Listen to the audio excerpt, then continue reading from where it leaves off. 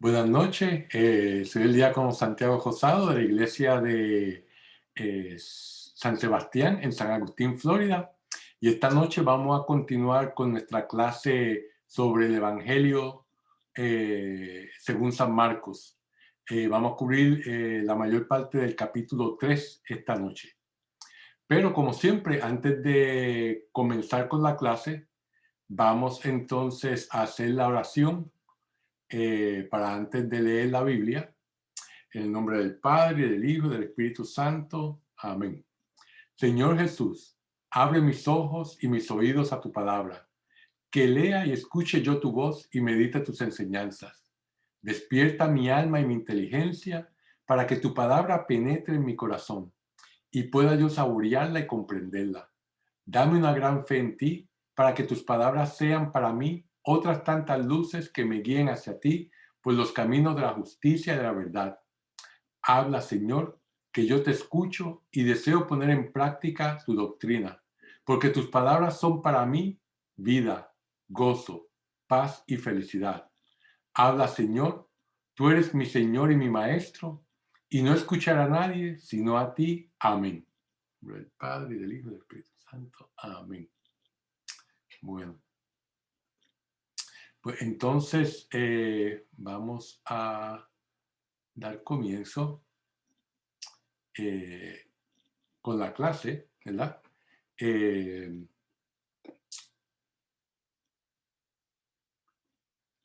Y vamos a seguir con la sección de Galilea a Jerusalén, ¿verdad?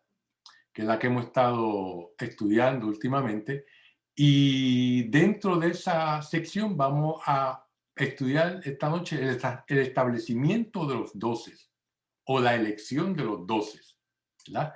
Hemos estado aquí en Galilea, la vez anterior acabamos la autoridad de Jesús y entonces esta noche vamos a empezar con el establecimiento de los 12 que va de los capítulos 3 al 6, pero solamente vamos a cubrir el capítulo 3, ¿verdad? Y esto está enmarcado, esta sección, por la historia del llamado y el envío de los 12 apóstoles. Vamos entonces para hacer un repaso corto de la sección anterior que habíamos estudiado. En la sección previa sobre la autoridad de Jesús vimos cómo él manifestaba su autoridad validando con sus palabras y acciones su mensaje sobre el reino de Dios, ¿verdad? Y vimos cómo el despliegue de sus poderes de curación y exorcismo, ¿verdad?, le ganaron una fama que lo llevó a que los fariseos y los herodianos, o sea, los seguidores de Herodes, buscaran cómo eliminarlo, ¿verdad? Y eso fue lo que vimos en la sección, en un resumen, la sección anterior. Ahora, en la sección que vamos a estudiar ahora, que comprende del capítulo 3 al 6, vemos que Jesús, después de echarse de enemigo a los seguidores de los regímenes políticos y religiosos de la época con su mensaje, que su mensaje es el reino de Dios está al llegar, convertíos y creed en el Evangelio, continuó aumentando todavía mucho más el nivel de antagonismo que había creado al nombrar a los 12 discípulos. O sea que fue de dar su mensaje a entonces se echó de enemigo a toda esta gente y entonces, no contento con eso, nombró a 12 discípulos. Vamos a ver por qué esto aumenta el nivel de antagonismo, ¿verdad? El nombramiento de esos discípulos fue signo de que el reino de Dios era inminente. Es como decir, el reino de Dios viene, ¿verdad? Y por lo tanto, él, al nombrar a sus discípulos, estaba nombrando el gabinete de su gobierno. Estaba estableciendo el liderazgo de su gobierno. O sea, estaba ya poniendo, consolidando, estaba haciendo algo más sólido su mensaje. Ya no era solamente un mensaje, sino que ya había una acción concreta de establecer un gabinete, por decirlo así, de gobierno. Fíjense que la mayor parte de esta sección trata sobre la preparación de los discípulos para poder cumplir su misión, el entrenamiento, el bootcamp de los apóstoles, ¿verdad? Y como había dicho anteriormente, esta sección está enmarcada por la historia del llamado de los apóstoles y cuando los envía a su misión evangelizadora. O sea, son el principio y el final de esta sección. Fíjense que en esta sección, como la técnica de sándwich que usa Marcos, vemos, como había dicho anteriormente, la primera historia es la llamada a los 12 y la última es el envío de los 12. En ambas hay una reacción inicialmente de sus familiares y los escribas a Jesús. Y termina en el capítulo 6 con una reacción de sus familiares otra vez y de Herodes, ¿verdad? Entre medio vemos como en la otra sección Jesús revela el misterio del reino. Esto va a ser la parábola del sembrador, que la vamos a cubrir en la próxima semana. Está la expansión de la misión de Jesús al territorio de los gentiles, cómo él empieza a expandir su área de evangelización y las reacciones que hay de estas personas a eso. Y entonces luego reanudación de la misión de Galilea, que es en el capítulo 5, ¿verdad? O sea que esta es la estructura de esta sección donde se establecen a los 12, que es de estos capítulos 3 al 6.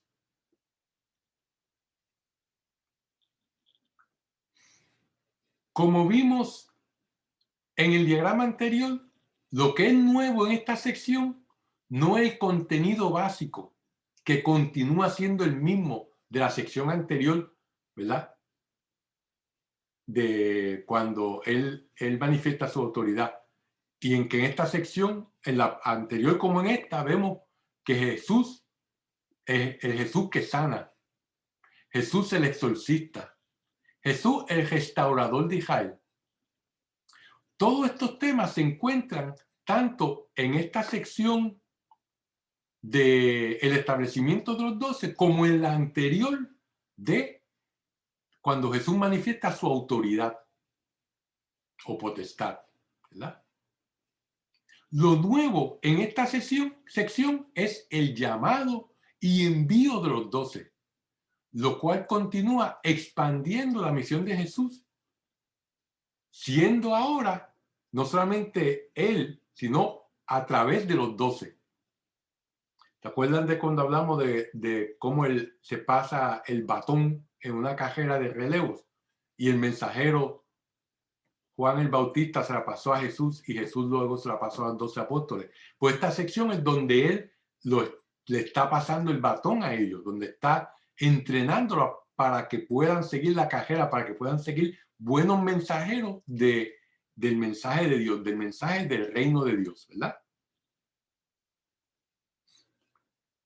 Ahora,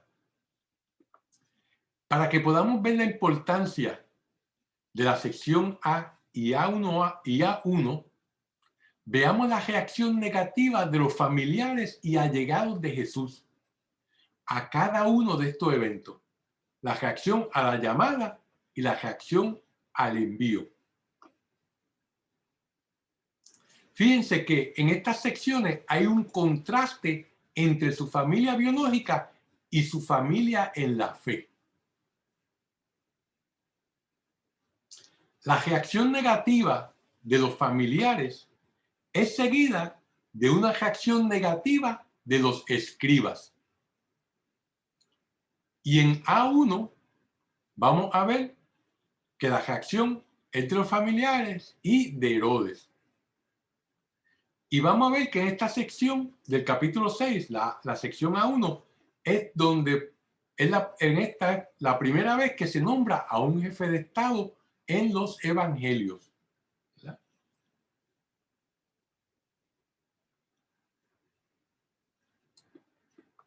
En el centro de esta secuencia de relato podemos ver la expansión de la misión de Jesús al territorio de los gentiles, o sea, al otro lado del mar de Galilea.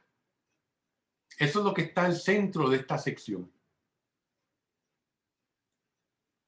Ahora, vamos a ver que Jesús abandona esta misión a los gentiles.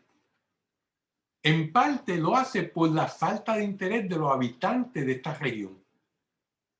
Sin embargo, la semilla de evangelización de los gentiles ya está plantada. Aunque él, y lo vamos a ver cuando lleguemos a esa sección, aunque no siguió con su plan de expandir su evangelización a esa área, pero como quiera dejó una semilla plantada que más tarde va a florecer, ¿verdad? O sea que no todo fue perdido. Estamos viendo como abuelo de pájaro cada una de estas secciones para dar una idea, ¿verdad? Como vemos, Marco enfatiza no solamente las acciones de Jesús, pero sino las reacciones hostiles o de poco interés a su mensaje y milagros. Como decimos, para toda acción hay una reacción. Y Marco está enfatizando ambas. La acción de Jesús y la reacción de aquellos que oyen su mensaje. Que en la mayor parte de las veces vemos que va a ser hostil o de poco interés. Pese a que él hace curaciones milagrosas, expulsa demonios, o sea, ¿verdad? Jesús entonces en la sección B1 reanuda la evangelización del área de Galilea. Una vez que pues aquí no fue bien recibido, pues dice, bueno, pues me vuelvo para Galilea, ¿verdad? Y eso es lo que vamos a ver en la sección B1. Lo que sobresale en esta sección es lo que ocurre en B. Esto es lo lo que más nos va a llamar la atención de esta sección y donde vamos a tener un aprendizaje bastante grande de la enseñanza de Jesús en esta parábola del sembrador.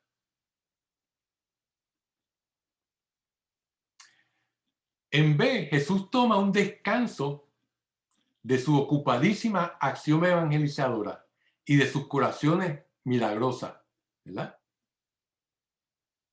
En esta sección, que es la parábola del sembrador. Jesús se sienta con sus discípulos y en especial con los apóstoles para enseñarles el misterio o secreto del reino de Dios. Y Jesús les enseña una parábola muy importante en el Evangelio de Marcos, que es la del sembrador. ¿Verdad?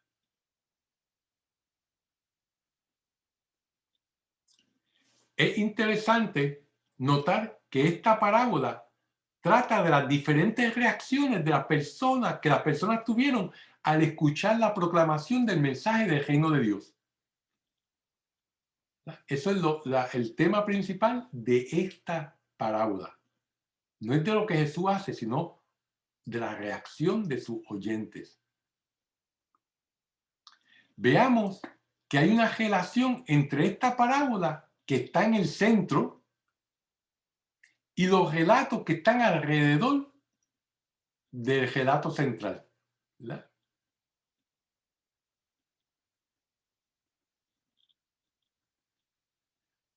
Vamos a ver cómo reaccionan los familiares al mensaje de Jesús, ¿verdad? En estas dos. ¿Cómo reacciona la gente contra Jesús cuando él entra en territorio gentil? Es otro tipo de reacción que vamos a ver. Vamos a ver cómo reacciona la gente en contra de Jesús cuando él manifiesta sus poderes milagrosos en Galilea. Y la parábola del sembrador es clave para interpretar todo el Evangelio de Marcos y en especial para comprender mejor esta sección. Fíjense que la figura de Cristo es una figura que nadie la puede ignorar. O la gente reacciona a favor o reaccionan en contra. Pero con Jesucristo no hay término medio. O se está con Él o se está en contra de Él. ¿Verdad?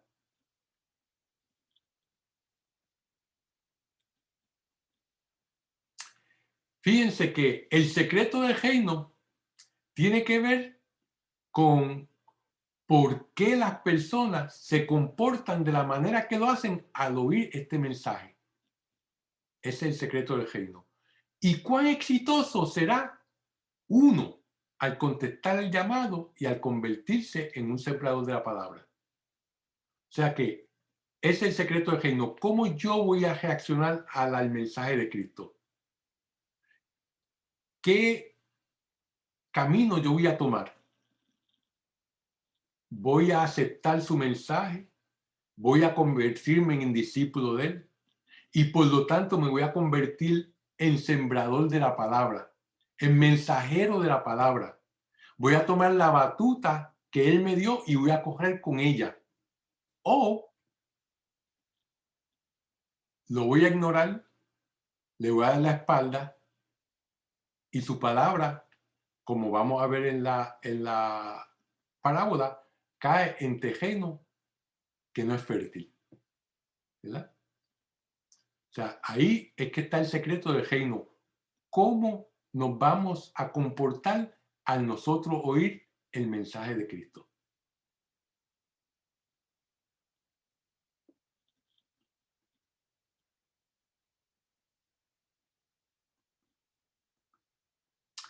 Ahora vamos a leer la primera sección. Ya que vimos ese vuelo así a pájaro de la sección entera, ahora vamos a empezar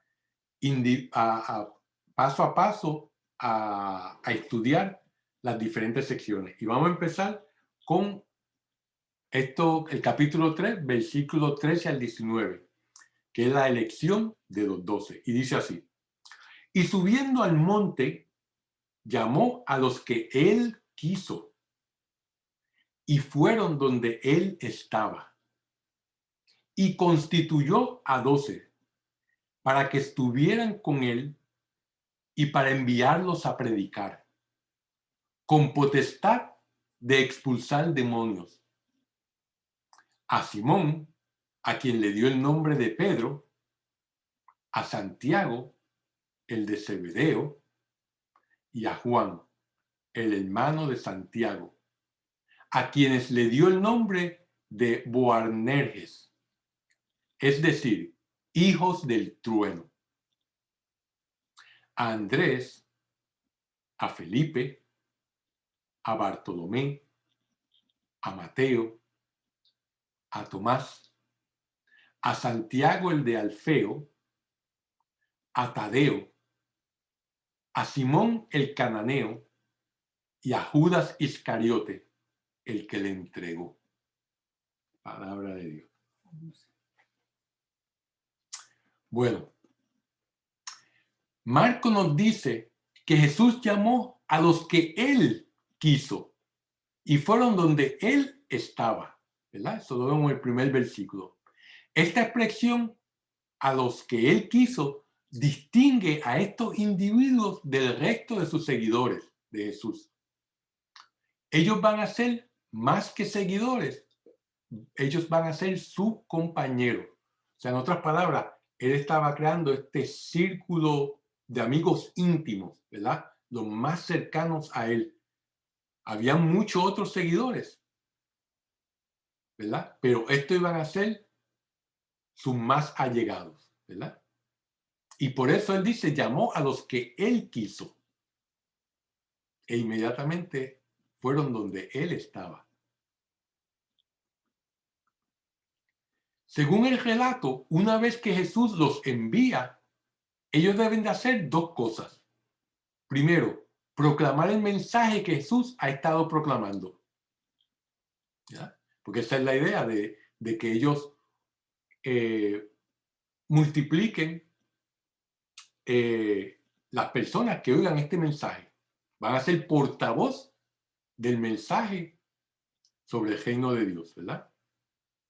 Pero no solamente van a verbalizar el mensaje, sino que van a realizar actos milagrosos como los de Jesús. O sea, que van a adquirir no solamente el poder de la palabra, sino el poder de la acción milagrosa de Jesús, ¿verdad? Esas son las dos cosas que ellos como discípulos van a hacer. Y nosotros también como discípulos no solamente nos podemos quedar en verbalizar y decir la palabra, sino que tenemos que tener acciones, ¿verdad?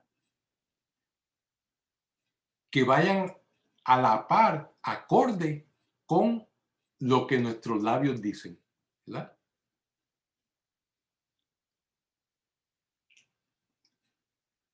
El estar con Jesús significa el hacer lo que Jesús hace. Esto es precisamente para lo que Jesús llamó a estos 12 discípulos, ¿verdad? Esos fueron un grupo selecto, ¿verdad?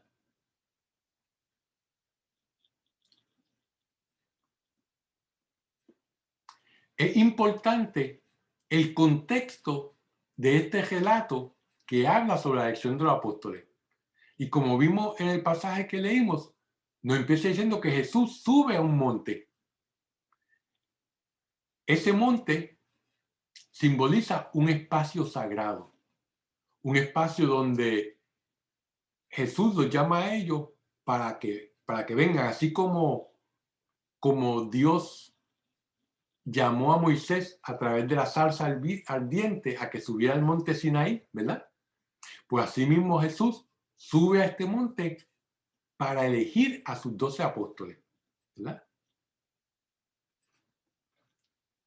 El hecho que Jesús esté llamando a estos hombres a este espacio sagrado es para que compartan con él la carga de esta misión evangelizadora.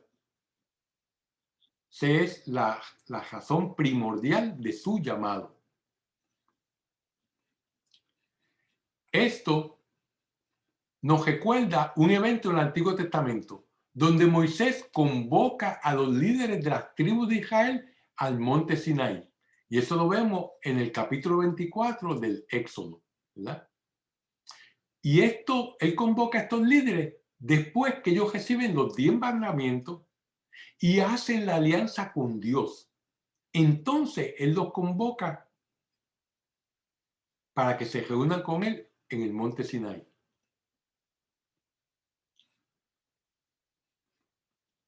Al convocarlos, Moisés está estableciendo el liderazgo y el gobierno del pueblo de Israel que está bajo la alianza, ¿verdad? Para eso es que estas personas fueron convocadas, fueron llamadas, estos líderes. Estos líderes están a cargo de asegurarse que el pueblo cumpla ¿con qué? Con las leyes impuestas por la alianza. Van a tratar de mantener al pueblo de Dios yendo por el camino correcto, ¿verdad? Ellos van a ser los pastores, así como los pastores hacen que las ovejas no se desvíen ni a la derecha ni a la izquierda, sino que vayan por el camino que él sabe que donde va a poder abrevarla a ellas de agua o llevarla a pastos que sean buenos para las ovejas.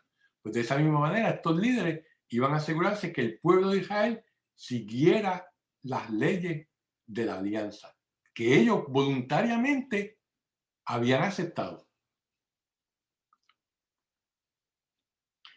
Como hemos visto, las acciones de Jesús, que Jesús ha realizado en estos primeros 3 capítulos de Marcos, evocan la idea de la restauración de Israel como nación. El que Jesús elija precisamente a 12 apóstoles tiene un profundo significado. Su número corresponde al de los 12 patriarcas, origen de las 12 tribus de Israel, ¿verdad?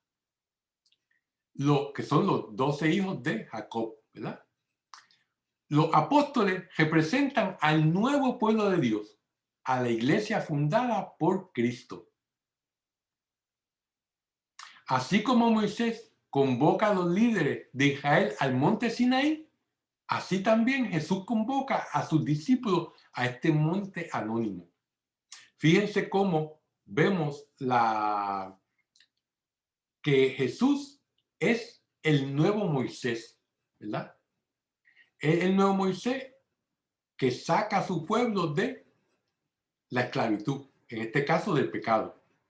Es el nuevo Moisés que lleva a su pueblo a la tierra prometida, que en el caso de nosotros es el cielo, a través del mar rojo, abriendo las aguas, que para nosotros es el bautismo, ¿verdad?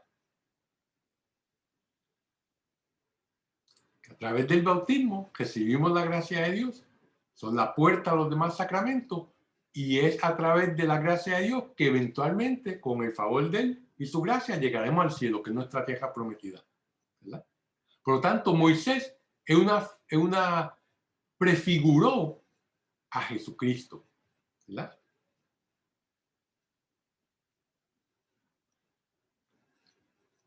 En la descripción de lo que es ser un apóstol, el Evangelio señala 4 características.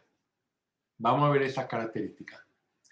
Nos dice que el origen del discipulado es una llamada voluntaria y gratuita de parte del Señor, a la que el elegido responde con prontitud.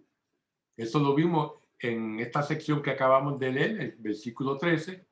También lo vimos en el capítulo 1 y en el capítulo 2 de Marcos. Nos dice San José María Escrivá en su libro Forja, nos dice: no tengas miedo, ni te asustes, ni te asombres, ni te dejes llevar por una falsa prudencia. La llamada a cumplir la voluntad de Dios, también la vocación, es repentina, como la de los apóstoles. Encontrar a Cristo y seguir su llamamiento. Ninguno dudó conocer a Cristo, y seguirle fue todo uno. O sea que cuando uno verdaderamente discierne y oye el llamado de Cristo, solamente hay una opción, y es seguirlo, ¿verdad? Como dice, no te dejes llevar por una falsa prudencia. Que sí es bueno discernir, sí es bueno uno contemplar las diferentes opciones, pero que eso no sea un obstáculo para uno procrastinar, para uno posponer el servirle a Dios, ¿verdad?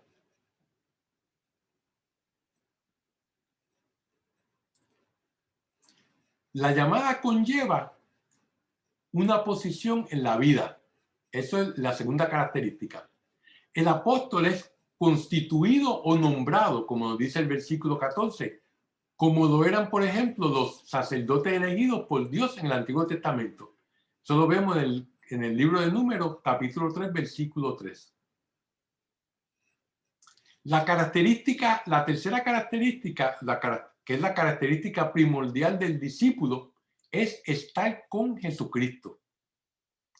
De esta manera se advierte la importancia del trato de Jesús con sus discípulos para que haya eficacia apostólica. Nos dice el Catecismo de la Iglesia Católica, nos dice en el párrafo 864, dice: siendo Cristo enviado por el Padre, fuente y origen del apostolado de la Iglesia, es evidente que la fecundidad del apostolado, tanto el de los ministros ordenados como el de los laicos, depende de su unión vital con Cristo. O sea que no solamente los ministros ordenados, como los obispos, sacerdotes o diáconos, son los que están llamados a evangelizar, ¿verdad? Sino los laicos también, ¿verdad? ¿Y cuán eficaz va a ser esa evangelización depende de cuán cerca estemos de Cristo. Si vivimos una vida en gracia, evitamos los pecados mortales, frecuentemente recibimos los sacramentos, la comunión, por lo menos todos los domingos, y si no pueden día de semana, mejor. ¿Cuán frecuentemente oremos? Haciendo el rosario, oraciones de la mañana, de la noche antes de acostarse, cuando comemos. Todo eso son cosas que nos van a llevar a estar más cerca de Cristo, ¿verdad? ¿Por qué? Porque nos van a poner en comunicación con Él.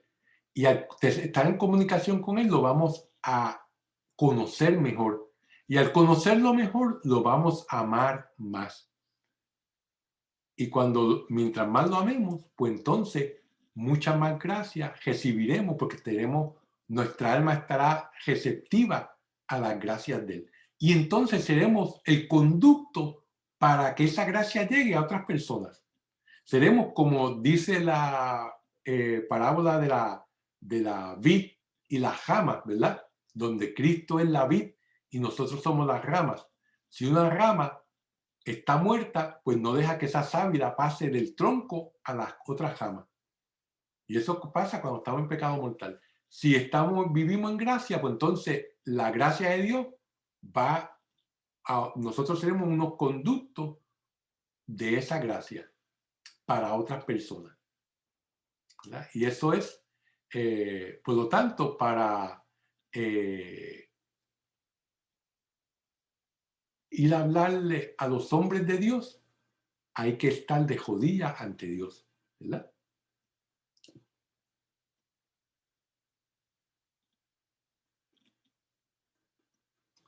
El cuarto característica del discípulo es que el discípulo es llamado para ser enviado a reiterar las acciones de su maestro, es decir, a predicar con potestad. O sea, no solamente ser llamado para que, mira, me llamaron, yo he aceptado a Dios, yo soy buen cristiano, mira, recibo los sacramentos, pero si eso se queda nada más ahí, de nada vale. Dios nos llama para que nosotros tengamos una acción evangelizadora, ¿verdad? No nos quedemos en buenas intenciones. Como dice el refrán, la carretera hacia el infierno está pavimentada de buenas intenciones. Si uno se queda más que con las buenas intenciones y no la lleva a acción, no va a ningún sitio. Yo voy a dar una donación para estas personas pobres. Pues si se queda ahí y no da la donación, de nada valió la intención, ¿verdad? Si uno dice, yo quisiera ayudar a esa institución que le da servicio a huérfanos, o a esa otra institución que le da ayuda a mujeres que han sido abusadas. Pero si uno se queda con ese deseo y nunca va y se hace voluntario, no sirvió de nada, ¿verdad? Por lo tanto, la llamada tiene que producir una acción. Nos dice San Cirilo de Alejandría, dice, uno de los padres de la iglesia, dice, aquellos bienaventurados discípulos fueron columnas, refiriéndose a los apóstoles, fueron columnas y fundamento de la verdad. De ellos afirma el Señor que los envía como el Padre lo ha enviado a Él. Con esas palabras, al mismo tiempo que muestra la dignidad del apostolado y la gloria incomparable de la potestad que les ha sido conferida, insinúa también, según parece, cuál ha de ser su estilo de obrar. Obras son amores y no malas razones, ¿verdad? Otro refrán. Su misión consiste la misión de los discípulos, en invitar a los pecadores a que se arrepientan y curar a los enfermos de cuerpo y alma, y que el ejercicio de su ministerio no han de buscar su voluntad, sino la de aquel que los ha enviado, y que han de salvar al mundo con la doctrina de él, que de él han recibido. O sea, una palabra mucho más bonita, ¿verdad? Que básicamente todo discípulo de Cristo tiene una misión que consiste en invitar a los pecadores a que se arrepientan. Lo mismo que Jesús hizo, ¿verdad? El reino del cielo está al llegar. Arrepiéntanse, ¿verdad? Y eso no solamente se puede quedar en la invitación, sino en ayudar al prójimo, ¿verdad? Más claro, no canta el gallo. Luego, Marcos continúa dándonos la lista de los 12 apóstoles. Vamos a hablar solamente sobre 3 de ellos, ¿verdad? En esta clase. Dice, de los primeros 4 apóstoles que siguieron a Jesús, Simón fue el primero que lo siguió, ¿verdad? En este pasaje, en el capítulo 3, versículo 16, Jesús le cambia el nombre de Simón, que era un nombre común, a Kefas o Cefas en arameo. En griego, Petros, y en latín, Petrus, que significa roca o pedregal, ¿verdad? En el Evangelio de San Mateo, el nombre de Pedro tiene una connotación muy positiva.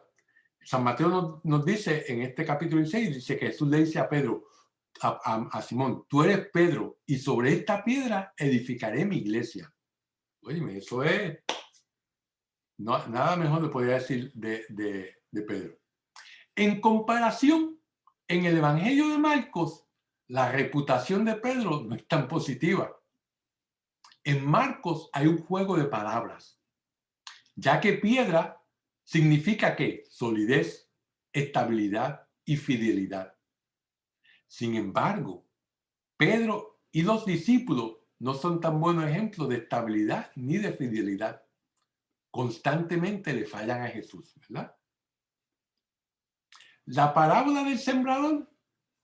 En esta parábola, Jesús describe las 4 diferentes maneras en que las personas pueden reaccionar a su mensaje.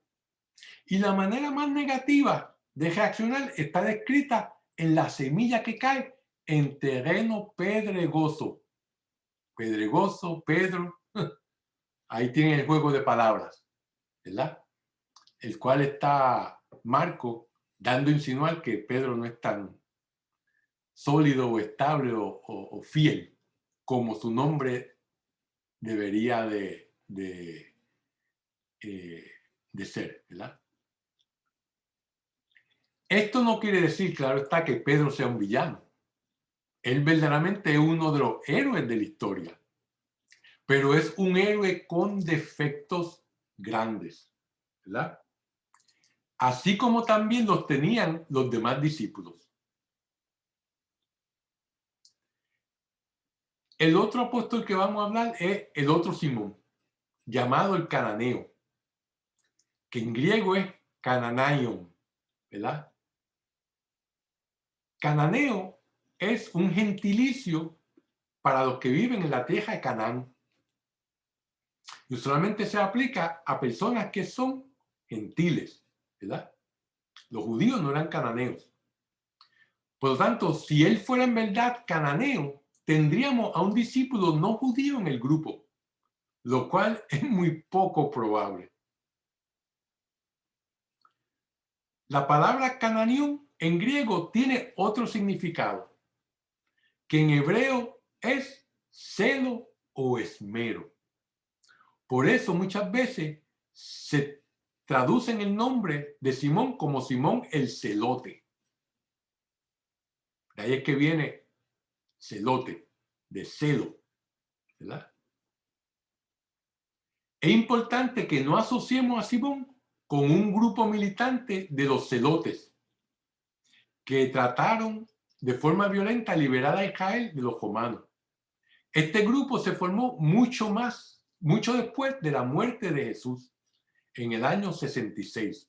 O sea que cuando Jesús vivía, este grupo no existía. Por lo tanto, no podemos asociar de que Simón fuera un celote, que fuera uno de estos revolucionarios, de uno de estos patriotas judíos que querían liberar a Israel violentamente, o sea, a través de las armas. Por lo tanto, su nombre, el celote, significa que él tenía mucho celo, o sea, que defendía con dedicación el depósito de la fe. El ser celoso por la alianza es ser celoso por Dios. Por lo tanto, esto es algo que era bueno, ¿verdad?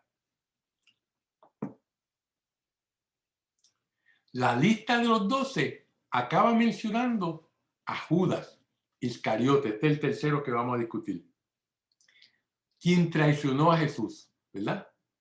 Esto es una señal siniestra que augura que algo malo va a pasar. Ya Marco nos está dando como una idea de que las cosas no van a ir muy bien. Como el gesto y ejecución de Juan el Bautista, que también es otro augurio siniestro, ¿verdad? Vemos que en esta narrativa, en la elección de los 12 que estamos estudiando, se está desarrollando un tema. Y es que no importa quién sea el mensajero de Dios, su destino será el mismo.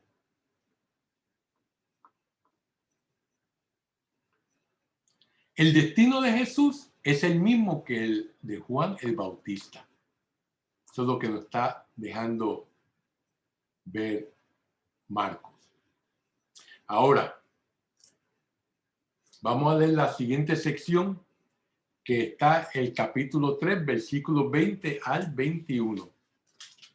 Y dice así: entonces llegó a casa y se volvió a juntar la muchedumbre, de manera que no podían ni siquiera comer. Se enteraron sus parientes y fueron a llevárselo porque decían que había perdido el juicio. Palabra de Dios. Fíjense que una de las características más sorprendentes en el Evangelio de Marcos es cómo él representa a la familia de Jesús. Como sabemos, los parientes de Jesús juegan un papel importante en los 4 evangelios. Por lo general tienen una influencia positiva. Tenemos el ejemplo en el Evangelio de Mateo, que nos presenta a San José como un hombre justo, ¿verdad? El evangelista Lucas nos presenta a la Virgen María como la primera discípula de Jesús. Y San Juan no se queda atrás, diciendo que a él también nos presenta como a María como la madre de la iglesia. O sea que todos los demás evangelios presentan a la familia de Jesús muy positivamente.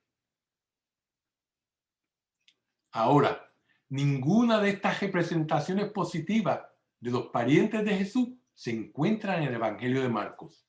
Ninguna de ellas. Al contrario, en su Evangelio tenemos representaciones negativas de la familia y de los parientes de Jesús.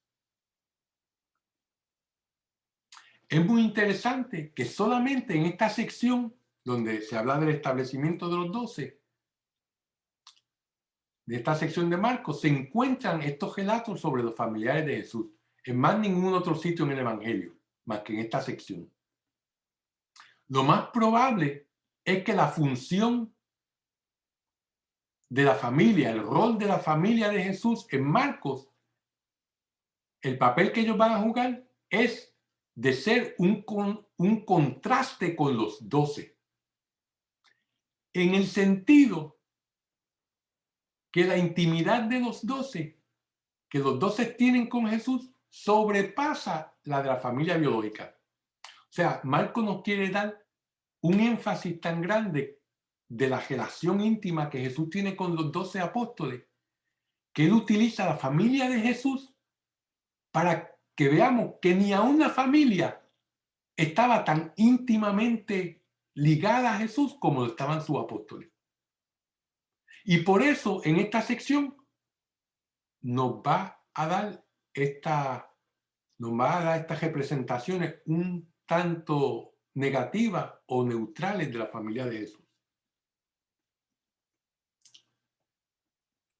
¿Verdad? Por eso sabemos que lo más probable es que Marcos quiso hacer un contraste entre la familia y los 12. ¿Verdad? Porque la intimidad que Jesús tenía con los 12 sobrepasa la de su familia biológica.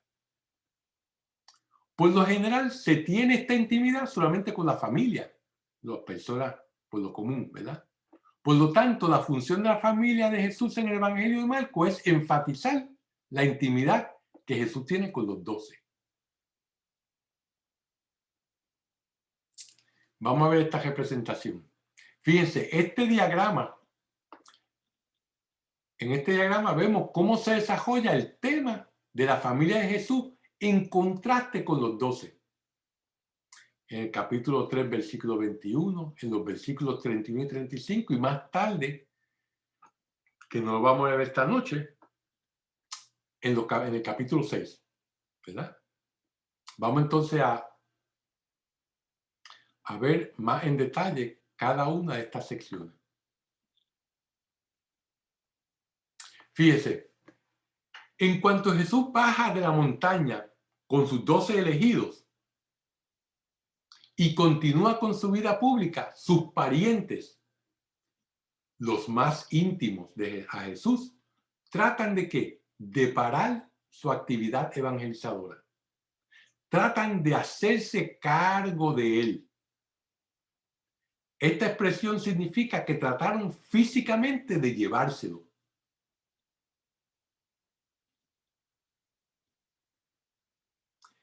Este verbo llevárselo, que describe el comportamiento de los parientes de Jesús, también se usa para describir a Herodes Antipas, cuando éste encarcela a Juan el Bautista. Y se usa más tarde para describir a los líderes del templo que tratan de eliminar a Jesús. El mismo verbo en griego se utiliza solamente en estas 3 secciones, para que veamos la negatividad de la acción de los parientes de Jesús en estos pasajes. La absorbente dedicación del Redentor en su apostolado parece una locura ante los ojos de algunos de sus parientes. Esto es lo que vemos en el versículo 21. Esta absorbente dedicación se presenta también en otros lugares del Nuevo Testamento, como vamos a ver en el capítulo 6.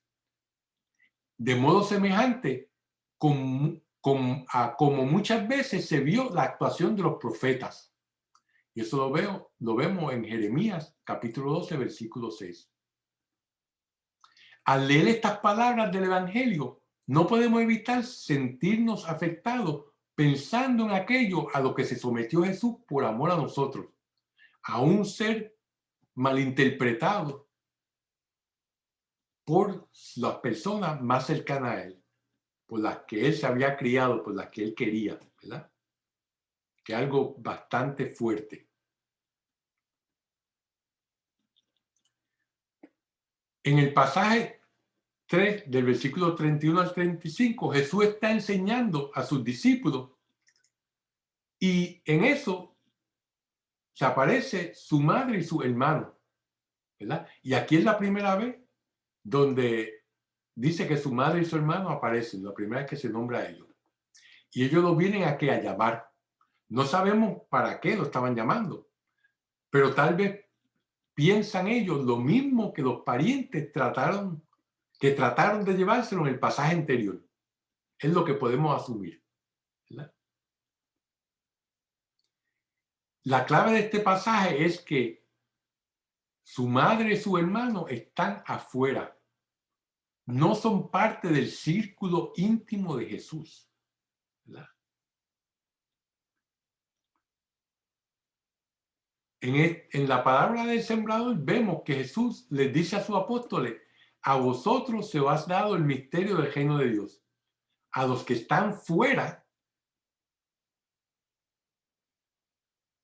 todo se les presenta en parábolas. O sea, en otras palabras, a ellos que son, a sus discípulos que son el círculo íntimo de él, se les explica para que puedan entender, pero no a los que están afuera, ¿verdad? Y así a estos afuera es como se les llama a los parientes, ¿verdad? Y se están afuera esperándote. Esa es la relación que vemos, ¿verdad?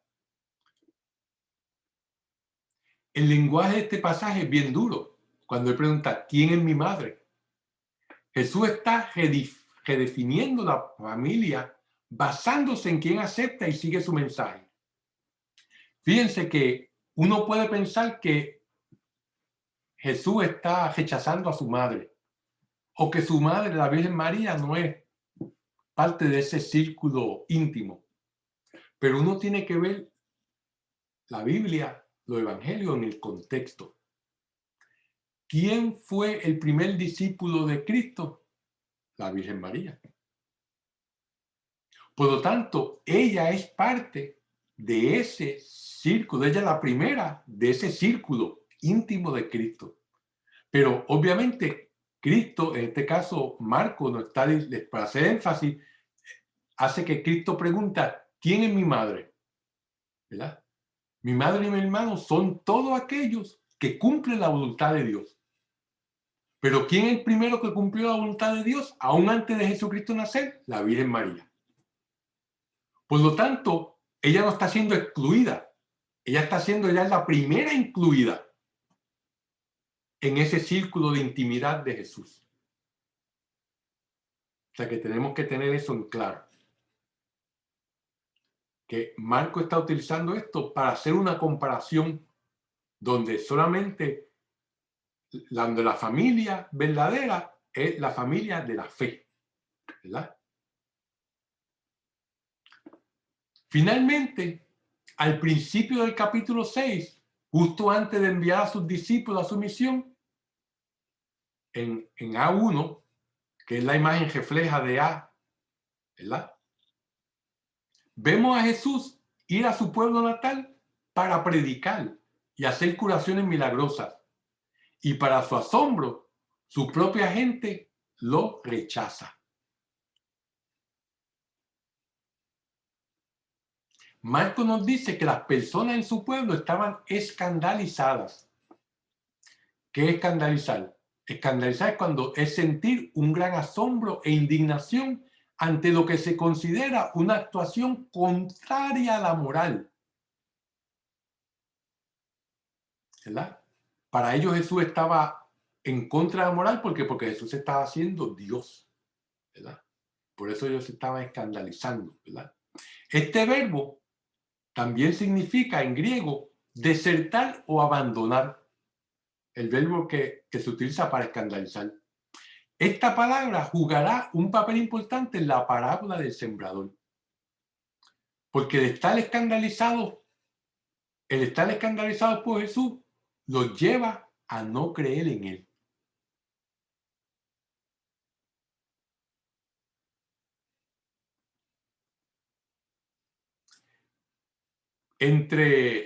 Recordemos que el creer no es solamente un acto del intelecto. En Marcos, el verbo creer significa el reino de Dios está al llegar. Convertíos y creed en el Evangelio. Eso es lo que significa el verbo creer para Marcos. En este versículo, creer quiere decir que la persona está declarando su lealtad al mensaje de Cristo y el reino de Dios. Está como quien dice, jurando bandera por el reino de Dios. Está haciéndose ciudadano, ¿verdad? Del reino de Dios. Está dejando en los reinos terrenos, ¿verdad? En esto es lo que fallaron las personas en su pueblo natal. Tenemos que tener claro que esto que discutimos, esta trayectoria que hemos visto, ¿verdad?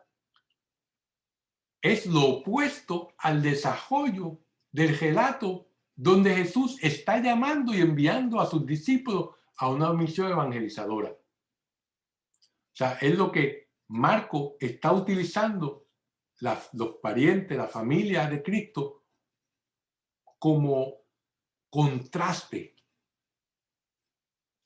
de los 12 apóstoles.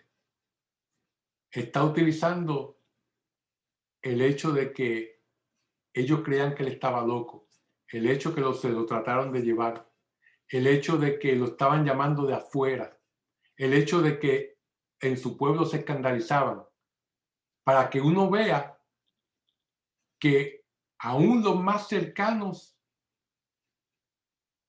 de la persona, los mismos de sangre, no son tan cercanos como aquellos que son hermanos en la fe. Esa es la verdadera familia. Esa es la familia de Cristo, ¿verdad?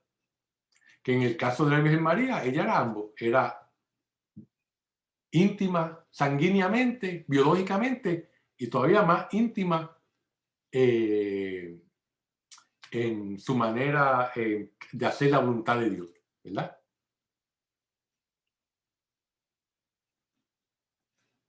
Ahora, vamos a leer esta próxima sección, que es del versículo 22 al 30. Y dice así: y los escribas que habían bajado de Jerusalén decían: tiene a Beelzebul y expulsa los demonios por el príncipe de los demonios. Y convocándolos les decía con parábolas: ¿cómo puede Satanás expulsar a Satanás? Si un reino está dividido en su interior, ese reino no puede sostenerse. Y si una casa está dividida en su interior, esa casa no podrá sostenerse. Y si Satanás se levanta contra él mismo, entonces se encuentra dividido y no puede sostenerse, sino que ha llegado su fin. Pues nadie puede entrar en la casa de uno que es fuerte y arrebatarle sus bienes, si antes no ata al que es fuerte. Solo entonces podrá arrebatarle su casa. En verdad os digo que todo se les perdonará a los hijos de los hombres, los pecados y cuantas blasfemias profieran. Pero el que blasfeme contra el Espíritu Santo jamás tendrá perdón, sino que será reo de delito eterno. Porque ellos decían: tiene un espíritu impuro. Palabra de Dios. En cuanto Marcos introduce el tema de la oposición de la familia de Jesús, esta causa el aumento de la oposición en el público. Lógico, si los más cercanos a ti y los más cercanos a ti te rechazan y se oponen a ti, pues entonces, ¿qué van a pensar los demás? ¿Verdad? Por lo tanto, la oposición a Jesús se multiplica. Hasta este momento la oposición había sido local. Y ahora también se oponen a él los escribas que vienen de Jerusalén. Estamos en Galilea, en Nazaret. Ahora vienen escribas desde la capital. Lo más probable es que esta oposición es una respuesta al mensaje: el reino de Dios está al llegar. El reino de Dios está al llegar quiere decir va a haber un cambio de jerarquía, va a haber un cambio de gobierno. No solamente lo estoy diciendo, sino que estoy eligiendo a mi gabinete y estoy haciendo milagros. Eso obviamente llegó a los oídos de la gente en Jerusalén. Y digo, espérate, hay que ir a investigar esto, porque ¿quién es este que está diciendo que el reino de Dios está al llegar? Vamos a perder nuestro trabajo. Básicamente, son los que los escribas están viendo, y los sacerdotes, ¿verdad? Va a haber un cambio de poder. Fíjense que esta sección que vemos que en este pasaje nos habla de Beelzebú, ¿verdad? ¿Quién es Beelzebú? Bueno, en la tradición judía es uno de los ángeles caídos, como los que vimos la clase anterior en Génesis 6.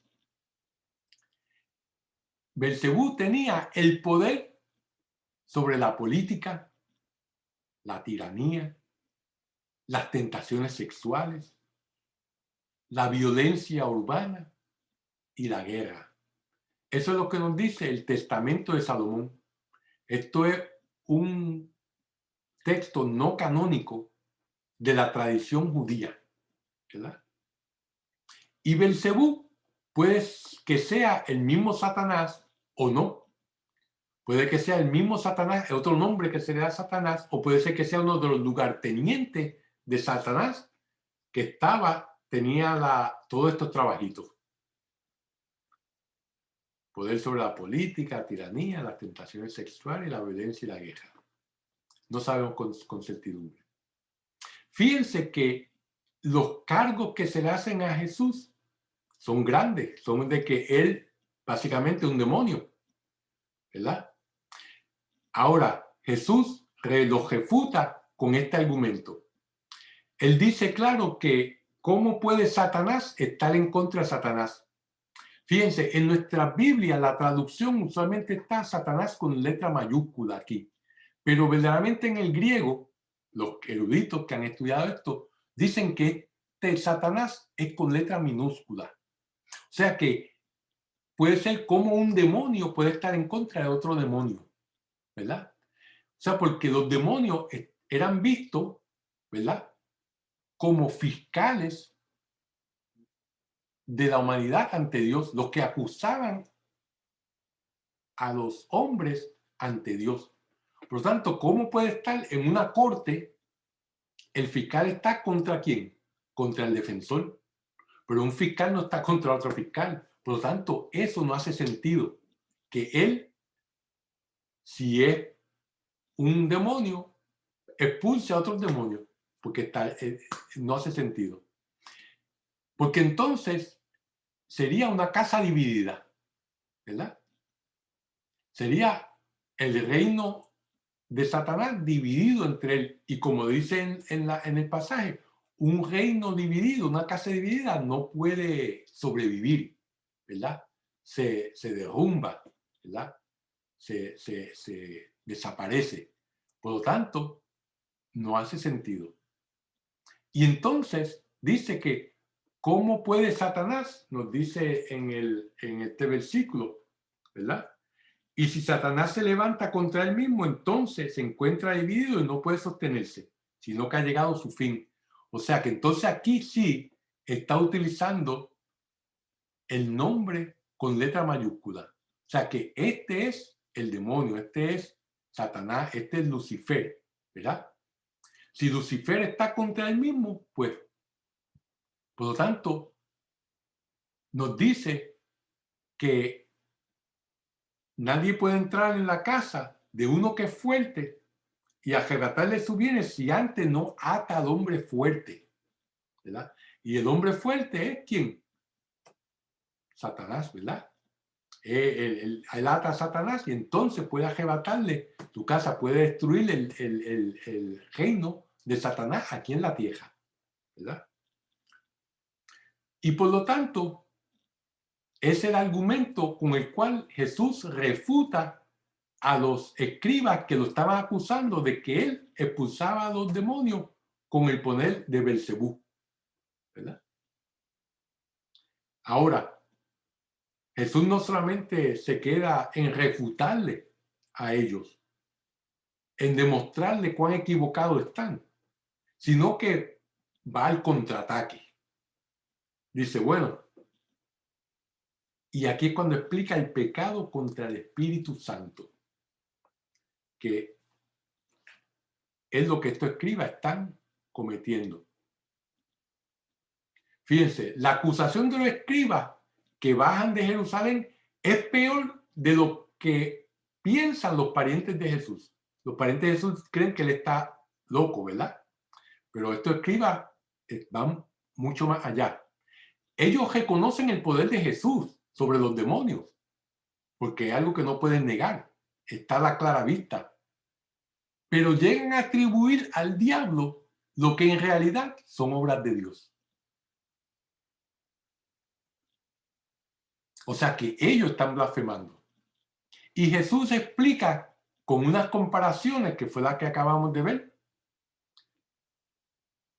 y explicar en su argumento.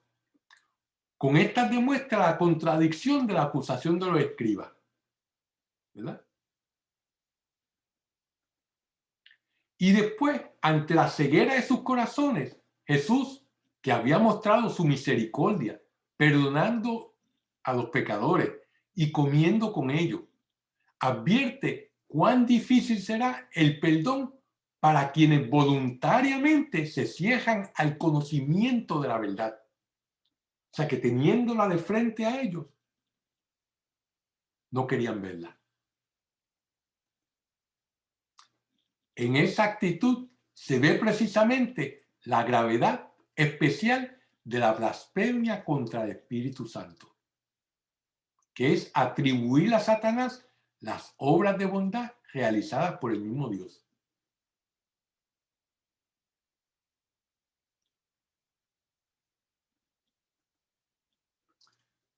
Quien actuara de esa manera vendría a ser como un enfermo que en el colmo de su desconfianza repeliera al médico como a un enemigo y rechazara como un veneno la medicina que lo pudiera salvar.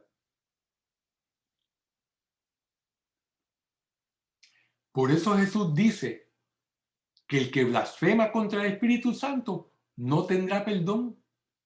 No porque Dios no pueda perdonar todos los pecados, sino porque ese hombre, en su obstinación frente a Dios, rechaza y desprecia las gracias del Espíritu Santo. No hay pecado que Dios no pueda perdonar. Pero Dios no se impone a nosotros, porque nosotros tenemos libre albedrío. Ahora, si nosotros nos arrepentimos del pecado más grande que hayamos podido cometer, Dios nos los perdona y somos salvos.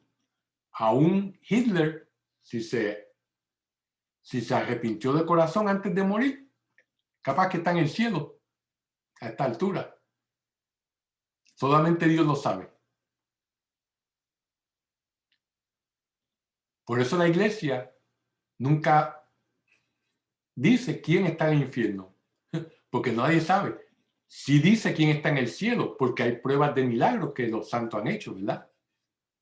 Pero si la persona no acepta la gracia de Dios, no acepta el perdón de Dios, no reconoce lo que ha hecho mal, pues entonces Dios tiene la mano atada para perdonar, porque sería entonces violentar la voluntad y el libre albedrío de esa persona. Y eso Dios es algo que nos ha dado.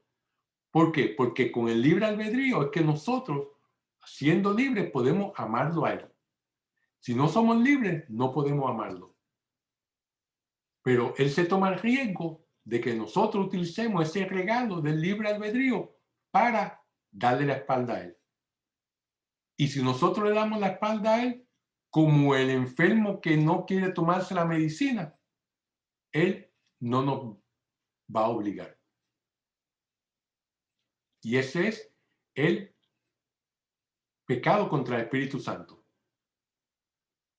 El no aceptar y despreciar la gracia de Dios.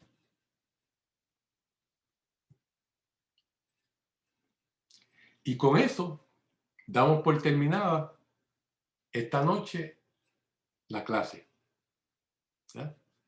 Así que vamos entonces a hacer la oración final. En nombre del Padre, del Hijo y del Espíritu Santo. Dios te salve María, llena eres de gracia, el Señor es contigo, bendita tú eres entre todas las mujeres, y bendito es el fruto de tu vientre Jesús. Santa María, Madre de Dios, ruega por nosotros pecadores, ahora y en la hora de nuestra muerte. Amén. En nombre del Padre, y del Hijo y del Espíritu Santo. Amén. Que Dios los bendiga. Nos vemos la semana que viene con el favor de Dios.